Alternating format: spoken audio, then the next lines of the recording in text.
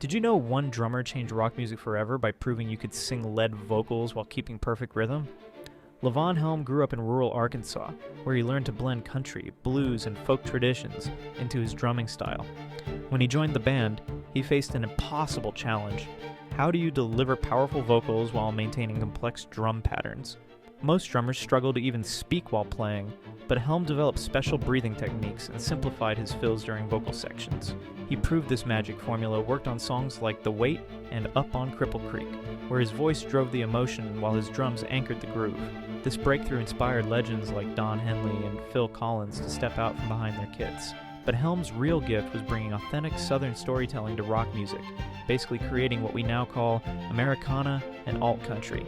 Even while battling throat cancer, Helm kept performing his Midnight Ramble concerts until the very end. He showed the world that drummers weren't just the rhythm section. They could be the heart and soul of the entire band.